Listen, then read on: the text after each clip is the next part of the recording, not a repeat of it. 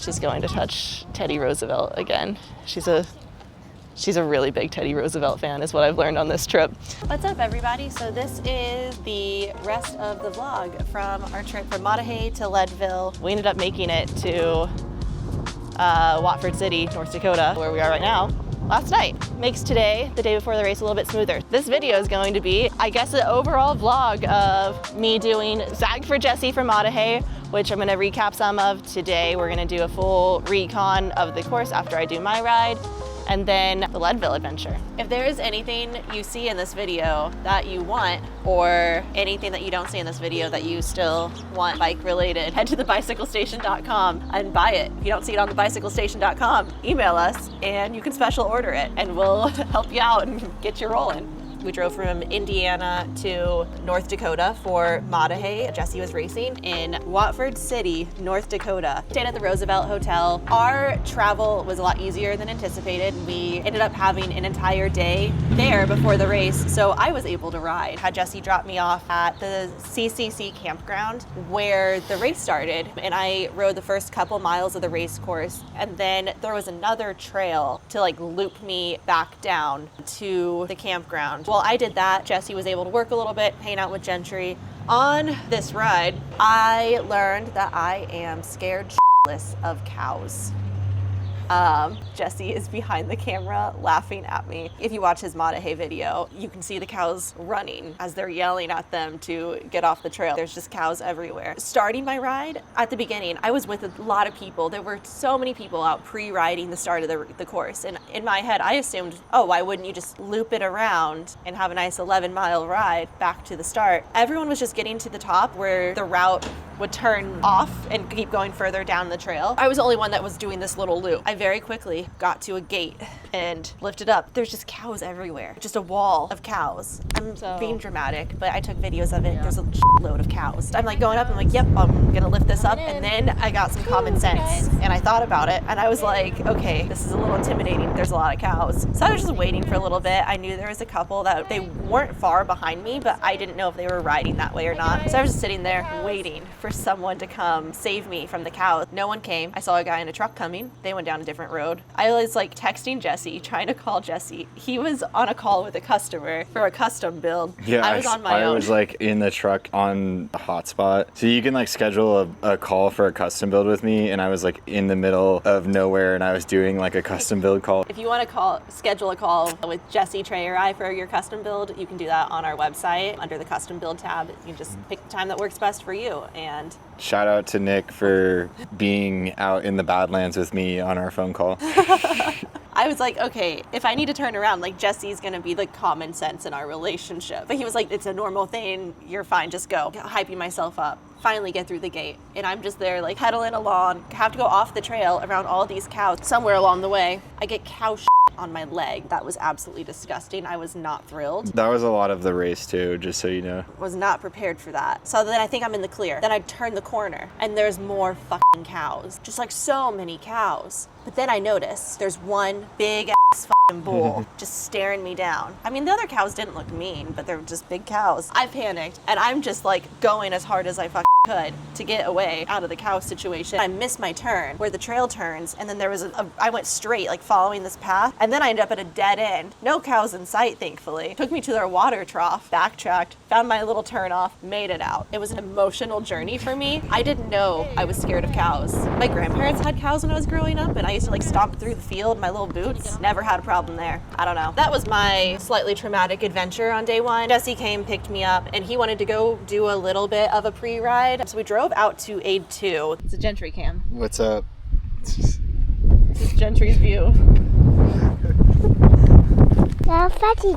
There were two different routes to get there. One was the river crossing, and the other one was the highway if your vehicle couldn't make it across the river because the water was a smidge high. So we drove the long way around, so that way for race day as the support crew, I could kind of get a feel for what that drive was like if that was the route that I was going to take. So we took the long way around. He did his ride. Gentry and I hung out. But then we did the fun part. We did the river practice. This is a crossing on the Zag route, and we are basically just scoping out to see if I'm able to go across the river tomorrow or if I need to go the long way around. And this is really important for the race because it depends on my supplies. So if Chase does this river crossing, I don't have to carry any supplies for the first half of the race. If she doesn't, then I have to carry everything with me.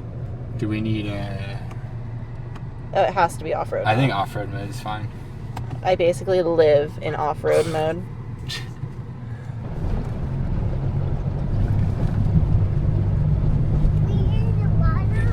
Yes, we are in the water. Yes, we are in the water. This kid has been asking all day. I go in the river. I go in the river. This is so cool. Okay, Chase, I think that's completely reasonable. Cool. Yeah, this is like legit a part of the race every year. So I'm gonna get out of the car. I want to see how high the water got. It was way less than that river crossing we did in the Ozarks. Well, that one you shouldn't have drove. No, that was stupid. You were irresponsible. That one, that was super chill. All right, I just really want to see like how deep it was. I agree. And then I drove across the river, and it was so freaking chill, so easy. It wasn't that deep, and like the bottom of the river is all rock, so like you weren't sinking in at all. It was just like a smooth little drive. Truck handled it like a boss because it's a trail boss. So we were looking to buy a truck. We went to a Ford dealership. We tried to buy a Raptor Ranger. The people who were working there refused to sell it to me for MSRP. They just refused, and they were really cocky about it. I literally left there, went the next day, and we went to Chevy and we bought the Trail Boss. They sold it to us for a good deal. I don't know if I'd buy a Ford after that experience. Let us know what y'all think about Ford down below. They're not on my approved list right now, if that makes sense. I don't think they're good company. they burned you. Yeah, it was rude. Went to Packard Pickup, got dinner with Stable Cyclist, and filmed Jesse's little interview with JP. It's on our channel, it's been posted. So if you haven't watched it, definitely check it out. Day 2, we are officially at the Maah Daah Hey race. We drove out to the trailhead. We got there super early. There was absolutely no one there. This was kind of a theme of the trip for us, was us getting places way before anyone else, and then second guessing ourselves, like, are we at the right place? We were just way early and way on time, which was cool and very unlike us, but we've been doing great with our time management, apparently. We were so early that I legit was worried that we were in the wrong spot. Jesse was panicking, and he kept having me like look it up multiple times. And finally people started showing up. So I just got his bottles prepped and really just hung out, waited for a few hours for the race to start so I could begin my full day of driving through the Badlands, which was so much fun. One thing that I really like to do at the SAGs, just knowing Jesse's speed, like where he is in the pack, I like to position myself for the easiest possible way out to carry on with my route leaving the aid station. So ideally, I want to be on the other side of where riders are crossing the road. It's a little thing, but it makes a really big difference. You want to be held like a baby? Yeah. Oh goodness. Okay, give me one moment. No, no. Okay, so we have had 1, 2, 3 go by, pretty spread out now. So I'm trying to hustle and get Jesse's stuff together. So I think I see Jesse. Every single checkpoint had a neon yellow porta pot. So I would be like driving down the road, and then like up on the hill, I'd see a porta pot, and I'm like, that's my point. That's where I'm going. Funny. It doesn't matter what race it is. He just needs to get going. Once we're done Even at the if we race, drove 2 hours, we're done. We drove several hours to try to get to Rapid City, South Dakota. Yeah, I mean, I just raced Maah Daah Hey. You did the SAG. We were both pretty tired. Yeah, like I drove for a bit, Jesse would drive for a little bit. We would just trade off. It was chill. We're just driving through northern South Dakota. It's pitch black, then all of a sudden we just see all of these lights. Like a crazy amount of lights. So many lights.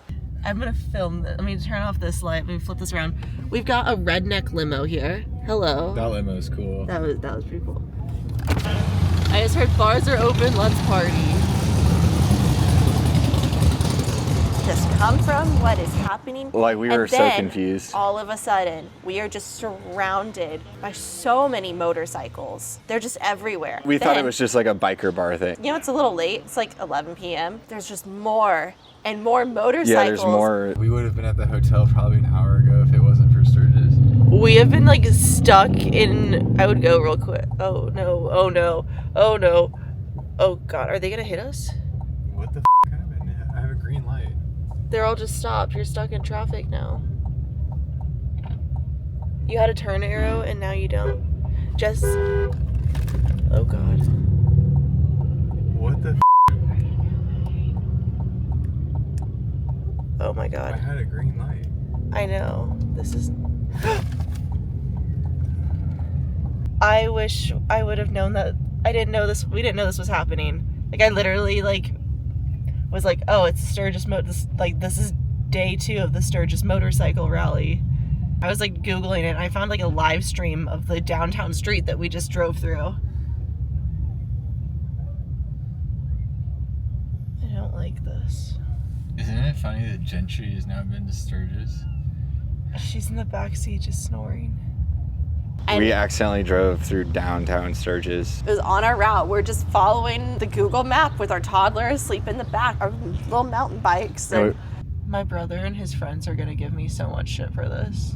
That was wild. Very stressful to drive through. It was like driving through a music festival, but you're driving through the action at the music like festival. the pavilion. So that was super late. It was like midnight and got to our hotel. In Rapid City. We're heading towards Longmont, where my buddy lives. We thought it would be fun to like do some of the South Dakota stuff. Jesse's parents, earlier this year, they did a big trip to South Dakota. So they went to like Custer and Badlands, like all that stuff. His mom was like, oh, you guys have to go there. You have to go drive the wildlife loop in Custer. Gentry's been talking about bison this whole trip. That'd be cool. She would love it. We get there, motorcycles everywhere still. And I learned from the people working at the parks that the motorcycles scared away all of the animals. And we did saw see one. bison. We saw one. I was so sad and so disappointed. So real quick, I would like to do a bike race in this region. That is in my notes. If you know of a bike race that's in this area, please drop it in the comments below, because I would love to go back there.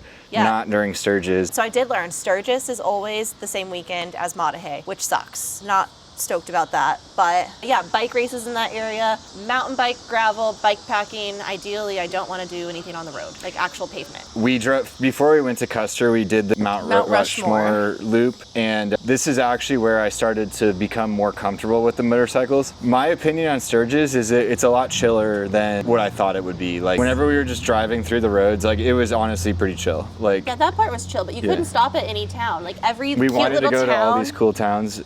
And there's no parking. Officially day 4. Jesse is still with us. He was flying out of Colorado that evening. We drove to Leadville. I did a little pre-ride at Powerline.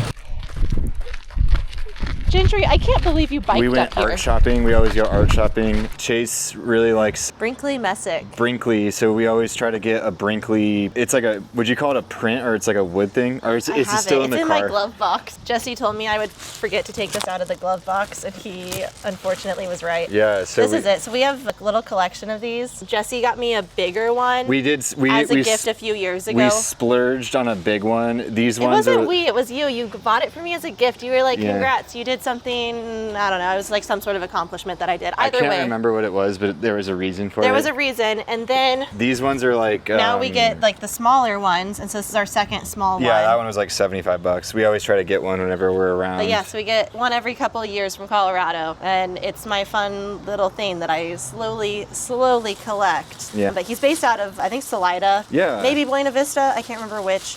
But yeah, just a cool little Colorado artist. So we gotta go, there's an art store in Leadville that I always love, and there's so many things there that I always wanna buy. But yeah, got that. But yeah, so that was highlight. Chase was doing a pre-ride, and then Gentry also tried to ride up Powerline, and she got way further than she had any business getting, which is crazy. We're clearly proud parents here. Yeah. I was impressed. She almost made it like all the way to the top of the steep part. That's why you keep holding Dad's hand. Are you okay? Dad's got you. His flight was flying out at 8 p.m. and this is why you should never let me book your flights, because I was like, oh, it's cool, it's gonna land at 11. You're set, like no problem getting home. I forgot to account for the time change and his flight landed at like 2 a.m. It was like I got home at like 3. My Uber. He had to get an Uber home because we didn't leave a car at the airport. Shout out to my Uber. He was this really like kind of a super nice like older like Indian gentleman, and he kept getting phone calls and he was so apologetic, but like what had happened, he's like, I'm a grandfather. So I had this like really interesting moment with this guy where he was so happy about it, and I was just like, congrats, man. It was kind of weird, but it was fun. There's no way he's gonna watch this video. All right, so this is a bona fide amateur, aka me, in my first attempt up Powerline. There's definitely some areas where I felt my tires slipping, so I have peyotes on, which I love, and my PSI is around 16. I was doing a lot of zigzagging, but then this last little pitch right here, I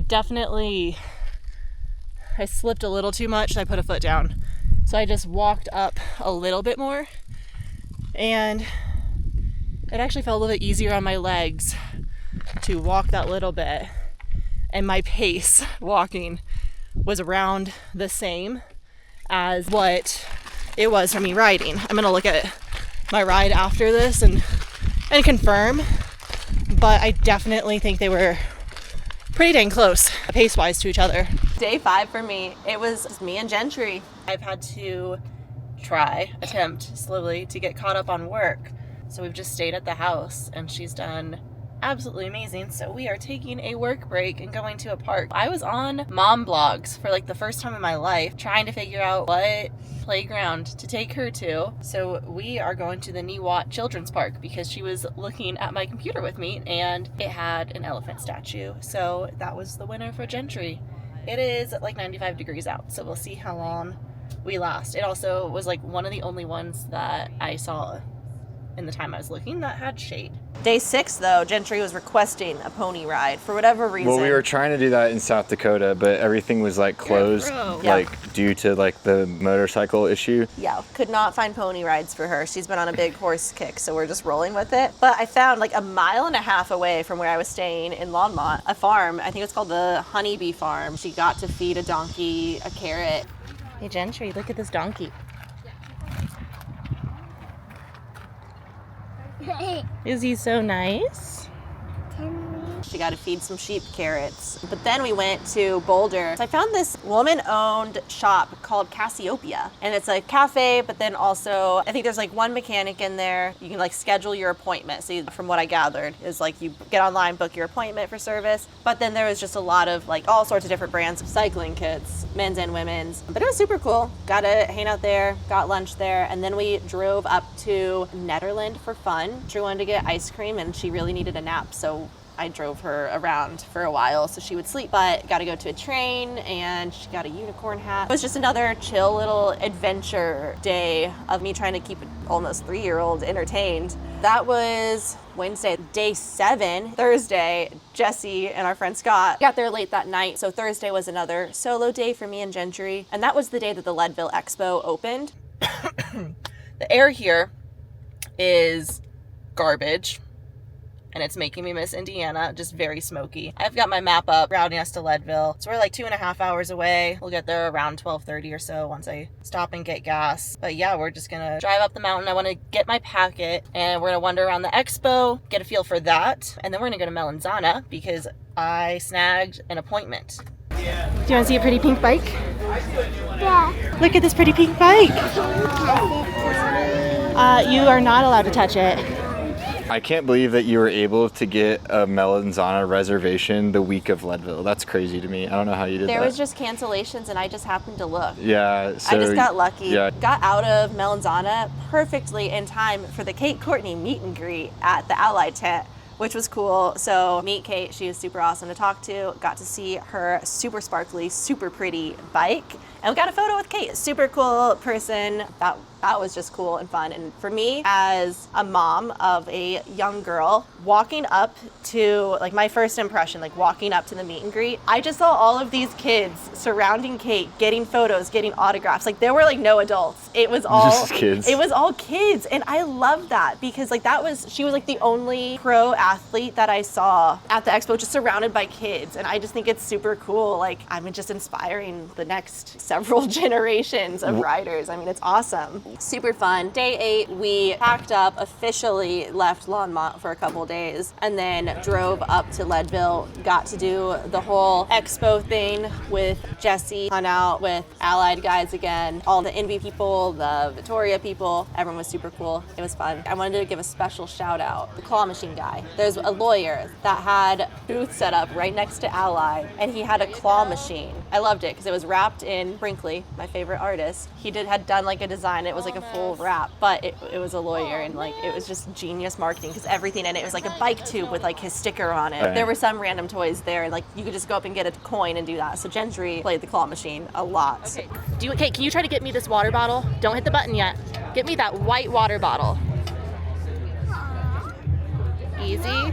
Almost. You almost got one.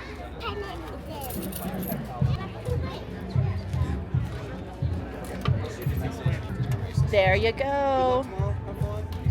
Here, can I help you? Can I help? Okay. Here, go right over that white bottle. Scoot over this way. Over this way. All right, wait, freeze. Ah, too far. All right.